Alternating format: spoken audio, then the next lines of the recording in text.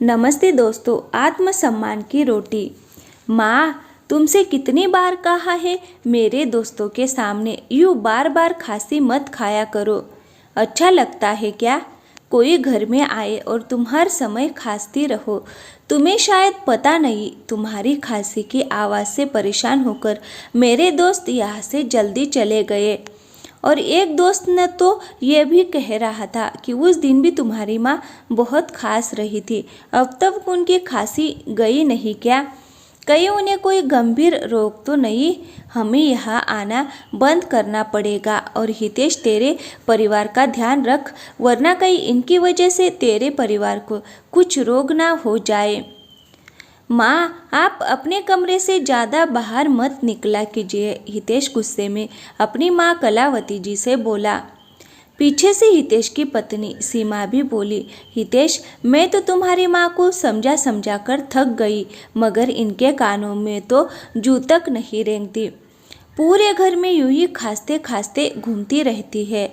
इन्हें तो इतना भी नहीं पता कि मुंह पर हाथ रखकर खांसी खानी चाहिए। घर में दो छोटे बच्चे भी हैं, कम से कम इनके बारे में ही सोच लेती, मगर नहीं, इन्हें अपने कमरे में एक जगह बैठा नहीं जाता। कलावती जी बोली, तुम दोनों के पास ना तो मेरे लिए समय है और ना मेरे लिए पैसे हैं। घर के इलाज कर कर के थक गई हूँ, मगर खांसी में कोई फर्क नहीं पड़ता। फिर भी तुम लोग मुझे अस्पताल लेकर नहीं जाते, उल्टा कहते हो कि खांसी मत खाओ। भला खांसी कोई जानबूझकर खाता है क्या? कितनी बार कहा मुझे डॉक्टर को दिखाओ, मगर तुम दोनों को अब इस बुढ़िया की फिक्र कहाँ है? सीमा हाथ जोड़कर बोली, माँ, आप अपने कमरे से बाहर मत निकला कीजिए, बस इतनी मेहरबानी कीजिए। हाँ, नहीं है हमारे पास आपके लिए पैसे, मेरे भी दो बच्चे हैं, उनकी जिम्मेदारियाँ पूरी करें या आपके पीछे पैसे लुटाए। आपको तो बस बैठे बैठे मुफ्त की रोटी तोड़नी आती है, काम की ना काज की, दुश्मन अनाज की। कलावती जी बोली, बहू, अब तक तो सारे घर का काम तुम मुझसे ही करवाती आई हो। तुमने तो सिर्फ बच्चे बड़े करने में अपनी उम्र बिताई है, मगर मैंने इस मकान को घर बनाने में अपनी उम्र बिताई है।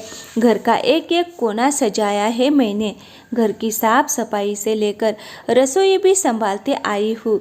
मगर आज जब इतने दिनों से ये बुढ़िया खांसे जा रही है तो किसी को रत्ती भर भी फिक्र नहीं है मेरी। हितेश बोला, माँ, सीमा बिल्कुल सही कह रही है। अब आपकी तो उम्र हो चली है, मगर मेरे बच्चों के सामने तो उनका पूरा भविष्य पड़ा है। आपको तो अब भगवान उठा भी ले तो कोई बात नहीं। कलावती जी बोली, वाह बेटा, अच्छा सिला दिया है तूने मेरी ममता का। अच्छा हुआ तेरे बाबूजी मुझसे पहले ही इस दुनिया से चले गए, वरना अगर आज वो ये सुनते तो जीते जी मर जाते। हमने जब तुझे पाला पोसा तो कभी तेरे दादा दादी को नज़रअंदाज नहीं किया, क्योंकि तेरे आने से उनकी अहमियत कम नहीं हो गई थी। माना इंसान पर अपने बड़ों और अपने छोटों दोनों का भार होता है, मगर इसका अर्थ कदापि ये तो नहीं कि वो बुढ़ों को मरने के लिए छोड़ दे। मगर आज तूने ये सब कहकर ये साबित कर दिया कि तुझे और बहू को मेरी बिल्कुल परवाह नहीं है। कलावती जी अपने कमरे में जाकर रो पड़ी। भला कोई बेटा अपनी माँ को ऐसे कड़वे शब्द कैसे बोल सकता है? अभी 4 दिन पहले की तो बात है, जब कलावती जी अचानक सीमा के कमरे में पहुंच गई थी। तब अचानक कलावती जी को देखकर सीमा के हाथों से हड़बड़ाहट में सोने के चैन का डिब्बा गिर गया, जिस पर लिखा था, हैप्पी बर्थडे सीमा, ये गिफ्ट तुम्हारे प्यारे पति के तरफ से। सीमा ने फटाफट गिफ्ट उठाया और अलमारी में रख दिया और सकपकाकर बोली, माँ जी, आप क्यों मेरे कमरे में आ गई? क्या काम था? मुझे बाहर ही बुला लिया होता। कलावती जी बिना कुछ बोले अपने कमरे में आ गई और सोचने लगी, बेटे के पास अपनी पत्नी को सोने का उपहार देने के लिए पैसे हैं, मगर अपनी माँ का इलाज करवाने के लिए नहीं। क्या शादी के बाद बेटा इतना बदल जाता है? क्या बहू का अपनी सास के प्रति कोई फर्ज नहीं? आज मैं बेटे पर इतनी बोझ बन चुकी हूँ कि वह मेरे मरने का इंतज़ार कर रहा है। आखिर मुझ पर बेटे का कितना खर्च हो जाता होगा होगा। लगभग 4 या 5 साल में से मैंने तो एक साड़ी भी नहीं खरीदी है। उल्टा घर का सारा काम करती हूँ, वो अलग। फिर भी मैं इन दोनों पर बोझ बन चुकी हूँ। ये सोचकर वो बहुत रो रही थी। इतने अपशब्द सुनने के बाद उनकी हिम्मत हारने लगी थी। उन्हें हितेश के बचपन के दिन याद आ गए। हितेश माँ कलावती जी और पिता रघुवीर जी का लाडला बेटा था।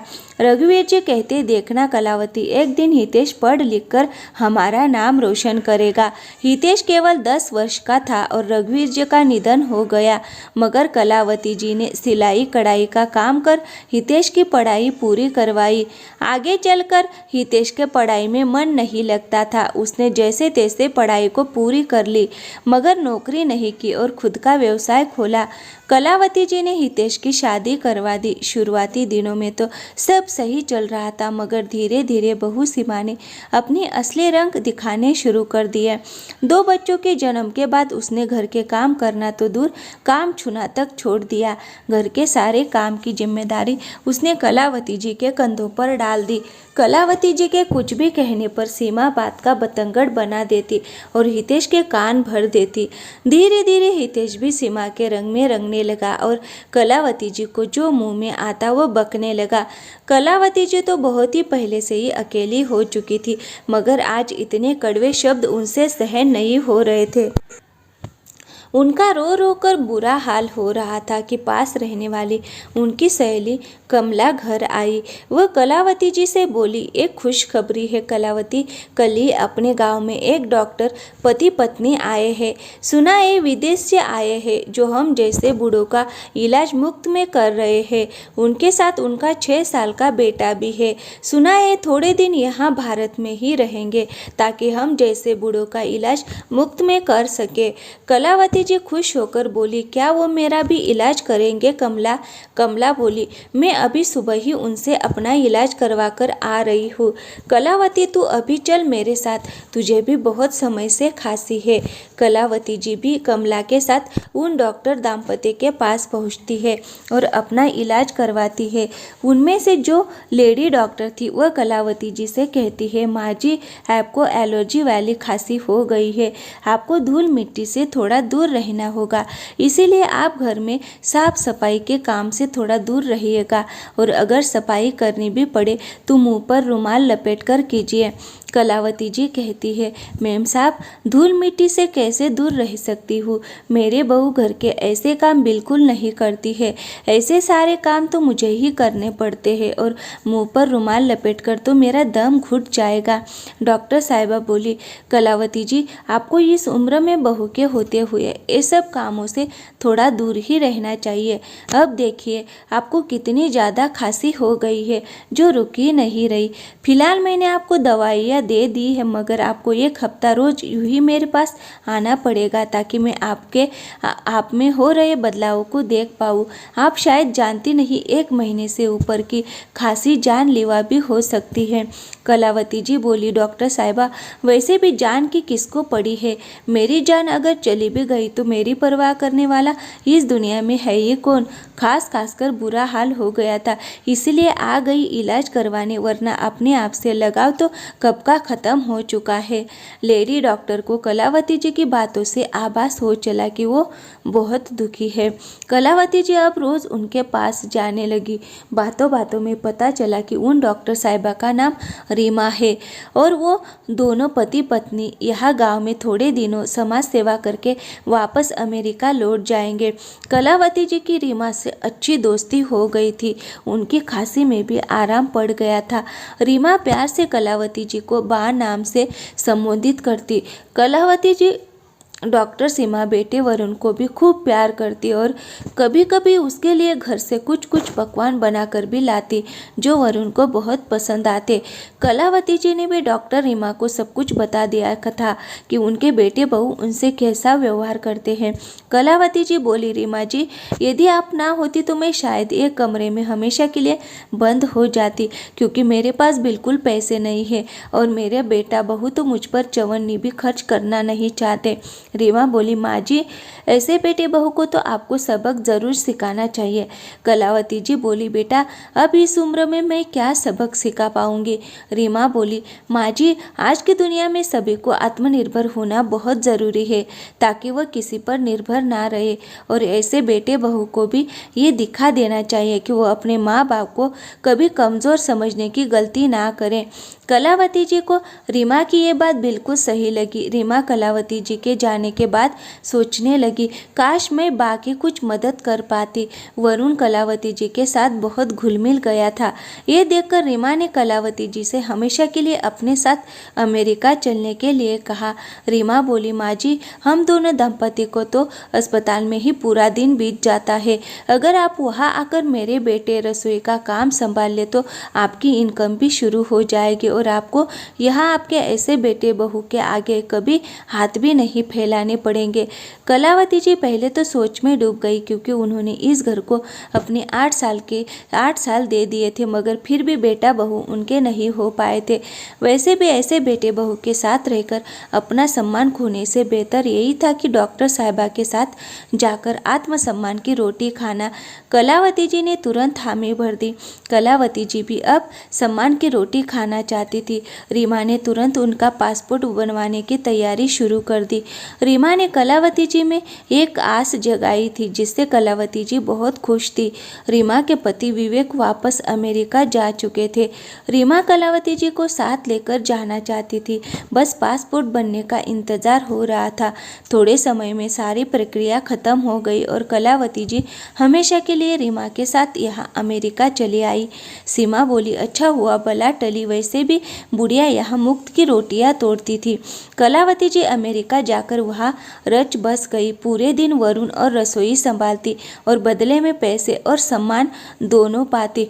कलावती जी के खुद के बेटे बहू ने कभी उसकी खबर तक नहीं ली, मगर यहाँ दोनों डॉक्टर पति पत्नी ने कलावती जी को माँ की तरह सम्मान दिया। रीमा ने कलावती जी को अपनी माँ जैसा प्यार दिया।